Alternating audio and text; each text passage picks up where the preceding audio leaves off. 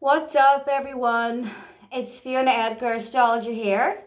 So I thought that I was well overdue to make a YouTube video. So what I'm going to talk about today, two different things.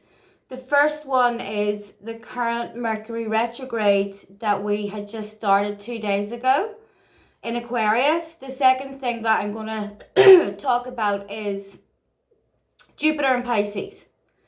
So I did make a Patreon only video yesterday discussing Mercury retrograde's effect on each of the signs individually. And I'm going to do one about Jupiter and Pisces for Patreon only, talking about the effects for each of the signs. So if you want to subscribe to my Patreon, I've got 3 different tiers. The link is going to be below this video. So I'm going to be talking about, first of all, Mercury retrograde. That time again, we have it 3 times a year. And actually, I think this year we have it 4 times. So right at the end of the year, we get caught in another one that happens more rarely. Usually it's 3 times. So Jupiter in Pisces. First of all, Jupiter is the planet, it's called the Great Benefic, and its energy is mostly good. But the problem with anything Jupiterian is that it gives you more. It gives you more of the sign that it's in. It blows it out of proportion. So Jupiter is going to be in Pisces for a year. Now, what is Pisces? Pisces in many ways is like the bridge between our physical reality and the spirit worlds. So when Jupiter just entered Pisces, the first thing that I noticed was that the spirit activity was insane, off the charts. And it still is. Now, I was in Denmark for like a couple of months, and the spirits over there, I wasn't used to them as much as the spirits that I get at home. So the first thing that I noticed was really intense jinn activity. And this is really because of the immigration and all of that, because the jinn aren't a native species to Northern Europe. And we have got them here too, but it's really an imported army of these things. So I noticed it really, really strongly. Now, I am a quarter Danish by blood, so that's my ancestral homeland. And I love being in Denmark. Got some really good spiritual stuff, you know, simply from being in the land that my ancestors came from, who were Vikings. So yeah, the jinn activity was off the charts. A lot of people over there have addiction issues. Like, that's something that I noticed.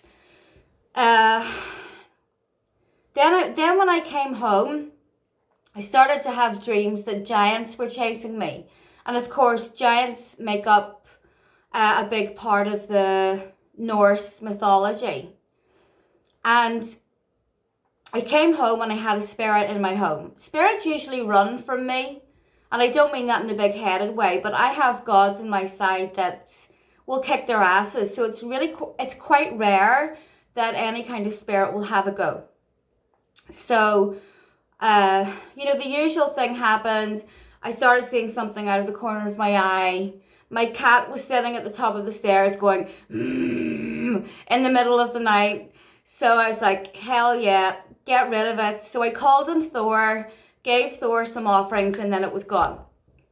So if you are noticing this flurry of spirit activity, then call upon Thor if that's on your ancestral path, or whoever the kind of equivalent is in your pantheon, because that's really the only protection that you're going to have. Now, it's really strange, but what I was noticing is that it's like these big spiritual archetypes that have been unleashed upon us. And in many ways, they represent the fear. The fear that is in everyone's minds. Whether it's you're following the herd and it's fear about a virus, or it's fear because we're in a fucking Orwellian dystopia. But these spirits that I started to see a lot of them were very well-known spirits. So those archetypes are kind of being activated really strongly at the moment. So the other thing that was very odd that happened to me was that I was falling asleep one night, and you do get a lot of psychic information when you're in that state that is between asleep and awake. At least I do. And I saw this spirit who is really well known, okay? And it's like a man wearing a trench coat and a fedora hat. Now, I know that he's well known because if you Google it on the internet, so many people have seen this. Now, he's a scary mofo. But I didn't see him in my house. I saw him in my parents' house. Like, I had a vision of it. I wasn't in my parents' house. I was in my own house in bed. And I saw it walking up my parents' stairs. Now, that startled me. And I'm not easily scared, especially by the spirit world, because I'm used to that. So I was like, wow. So and then Thomas Sheridan was talking about stuff, on his Instagram. He posted this thing of this big spirit alien type thing that someone had captured on a camera in their car. And so many other people are noticing this army of spirits and dead people, horrible, weird, like boogeymen archetypes flooding into our reality since Jupiter went into Pisces. So the reason for that is because Pisces doesn't have any boundaries. So when Jupiter is transiting through Pisces, the boundaries between our reality and the spirit world are they're blurred.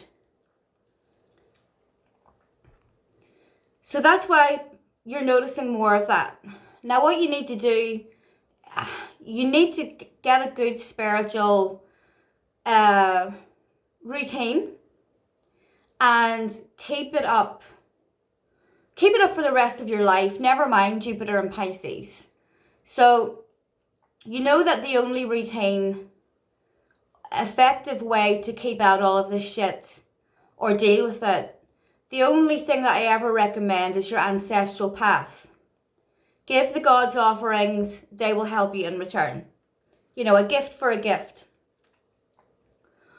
And they will take out even the worst things for you and offer you a sense of protection. It's like when you're a kid, you go to school, there's a bully, he wants your lunch money.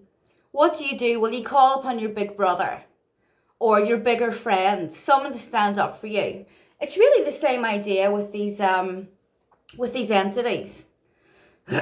So, Jupiter in Pisces is going to be quite a ride. Now, it's in Pisces for a year, like I said. So, the other thing is that it's going to get worse around April 12th. The reason for that is because we have a conjunction between Jupiter and Neptune in Pisces. So the traditional ruler of Pisces is Jupiter. Neptune is the modern ruler. So these two being conjunct. Now you'll notice it about a week or two before the conjunction and a week or two afterwards. It only happens once. What's going to happen is spirit activity is going to be off the chart. Okay?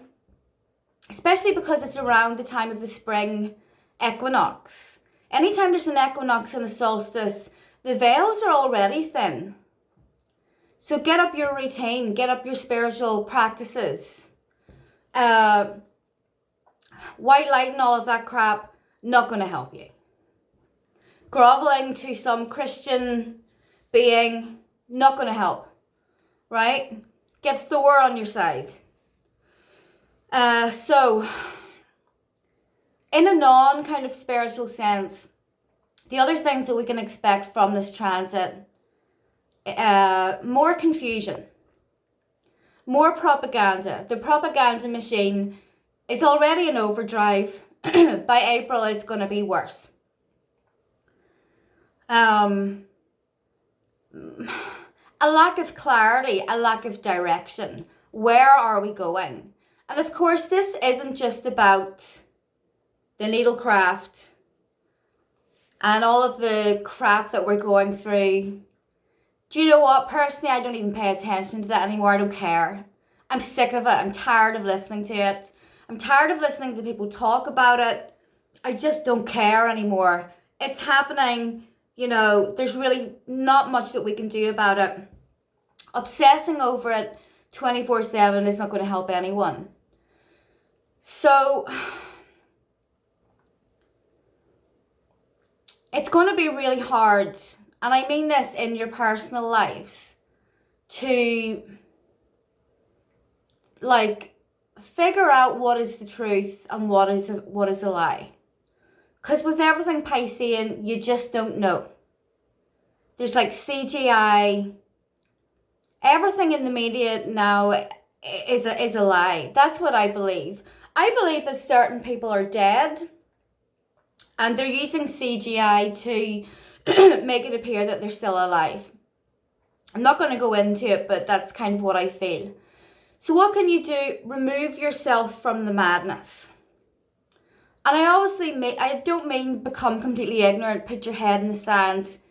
I mean, go outside into your fucking garden. Plant seeds.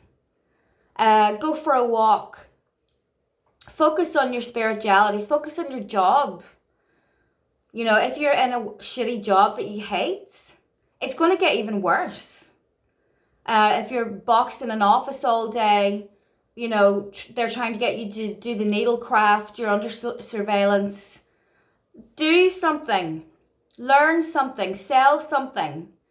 Look, I'm an astrologer. I don't get money from anywhere else. I manage to make a living from what I love. If I can do it, there's no reason why you can't do it. So, the other thing about Jupiter and Pisces is that Pisces is a moist sign. It's a water sign. What can we expect from that? Floods. Extreme weather connected to water. We already had a little bit of that. I think there was some time last year, I think towards the end of last year, when Jupiter went into Pisces for a very brief dip and then went back again. And there was some major flooding. I think it was in Germany and some other places. Expect that to happen again. There are going to be floods because Jupiter increases water when it's in Pisces. Floods, natural disasters connected with water, mold in your home. Mold has a demonic energy. And I've said this for years. If you have mold in your home, you have a problem with bad energy, negative spirits. It's a physical manifestation of something horrible going on in a spiritual sense. This is the only home that I've ever lived in that hasn't had mold in it. And mold is a huge problem. And it just so happens that I moved in here when I found my ancestral path. And I no longer have any issues with entities. Well, most of the time I don't. And if I do, they're gone pretty quickly. So, anything to do with humidity. Pisces is also connected to viruses, fungal infections, which are out of control. Personally, I believe that a certain disease that begins with C is a fungal infection. And that's all I'm going to say about that. Because this is where the traditional Chinese medicine, their dietary practices are completely spot on. And actually, it's similar to how I read, using medical astrology, somebody's chart, to help them with health issues. Because the medieval astrologers believed that the whole problem with humans and why we're so fucked up and chaotic and, you know, sick and all of that is because there's an imbalance of the elements. Too much water, too much fire, too much earth, too much air, or not enough. So you have to get the balance right. One of the ways that you can do that is by your diet, your food. If you live in Ireland or any other country that is overly humid, moist, and yin, which is why our men have turned into a bunch of pussies, is because they're too yin. They don't have enough yang. They don't have enough male energy. They don't have enough fire. What can you do? Eat yang foods. Eat meat. Eat warming foods, warming spices. Don't even think about eating cold sandwiches and drinking cold beverages and dairy products. You need yang foods. Why do you think I'm so yang? But it is true. And there is no one diet fits all. Anyone that tells you that wants to make money out of you. Because your own constitution is as individual as your own birth chart. So that's all I'm going to say about that. Now, there is a nice sextile that Jupiter will be making to Pluto in Capricorn. So it means that if you go with the really high vibration of Jupiter and Pisces, you can experience transformation. We can all experience transformation. So the highest vibration of that is high psychic abilities, telepathy, being really in touch with the spiritual realms. No demonic shit or Abrahamic shit. That's not for us. If you're a European, don't even think about it. Go to your ancestral path. As Jupiter and Pisces progresses along with Neptune, you're going to be noticing more stuff like more plastic surgery, 16-year-olds with trout pouts. All of that is Neptunian, Piscean stuff. So that's all I'm going to say about Jupiter and Pisces. Probably something that I've forgotten and I'll remember afterwards, but I don't know. So let's go on to Mercury retrograde. So it started 2 days ago. Mercury is going to be retrograde until February the 3rd. Then we have the shadow, 3rd of Feb until the 24th. Now, the shadow is notorious for being sometimes worse than the actual retrograde. So if you have stuff to do like moving house, starting a new job, getting married, signing documents, getting a loan, doing important things, try and wait until after the 24th of February has passed. Venus is still retrograde. That's a whole other story. So, the Mercury retrograde started at 10 degrees of Aquarius. It's conjunct Saturn, square Uranus.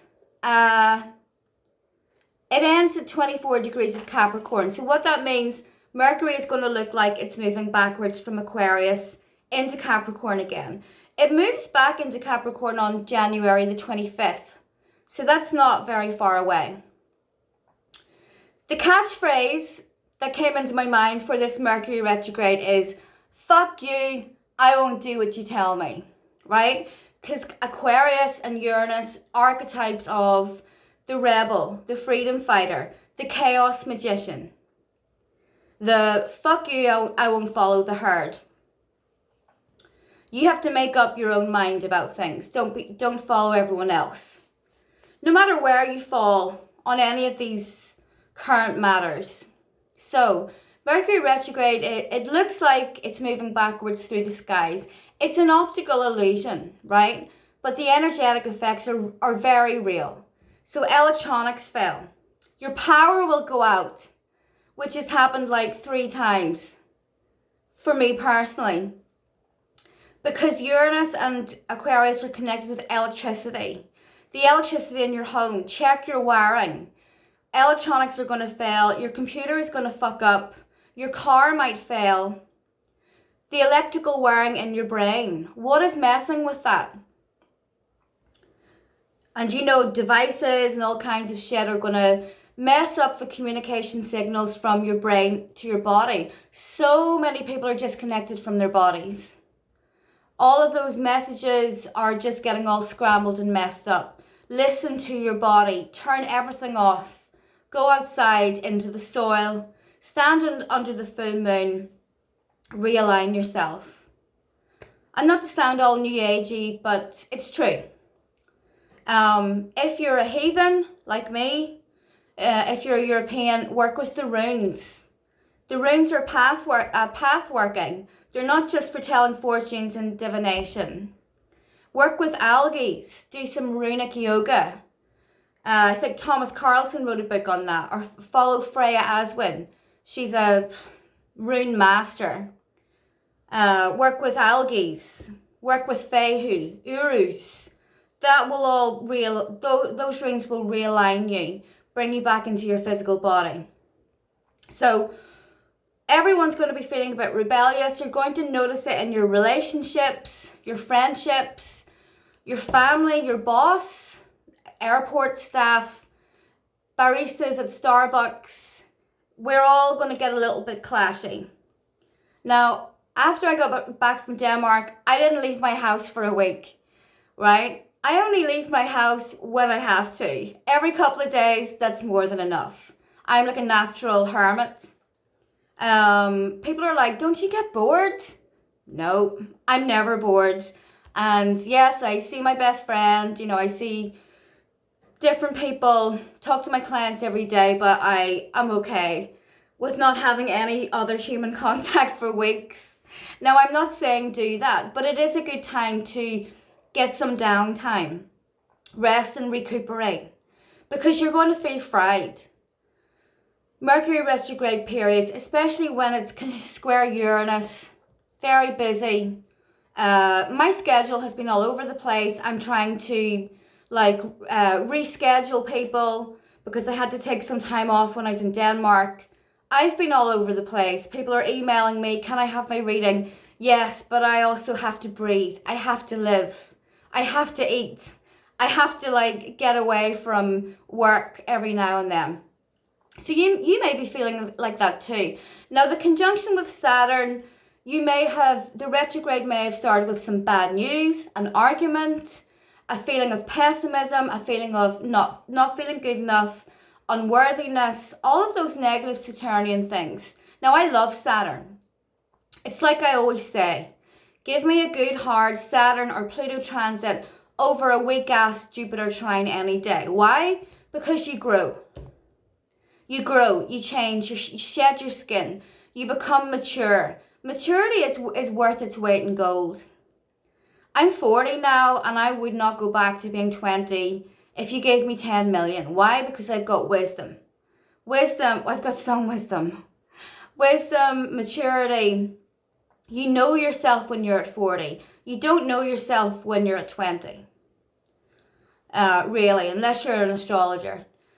But what can we get from this? We need to follow the kind of high frequency of Saturn, and there is one. It's about paying your bills. It's about making wise choices. It's about being responsible. It's about investing your money instead of blowing it on a Versace bag. Okay? So that's pretty much it. That's what I wanted to say. Just one more thing is that when Mercury goes back into Capricorn on the 25th, we'll start to think of our lives in terms of structure. The financial side of things is going to get easier to deal with. Mature decisions, planning. Maybe you're starting to think about making a business, exiting that shitty office job, starting an online store. You can do it. Doesn't matter what the financial climate is. You can do it. If it's a good idea, if it makes sense, why not do it? If I can make a living from astrology, You can make a living selling organic vegetables. You absolutely can. So you have to believe in yourself. And that's the best rebellion, is to have a job outside of their shitty system. So you have nobody to answer to but yourself. So I hope that made sense, and I hope you enjoyed it. Once again, if you want the individual analysis for all of the signs, you can sign up to my Patreon. I also do free voice clips every day on my Telegram channel, giving you advice on the day ahead. So sign up for that. Okay. I love you all, guys. I'll be back again soon.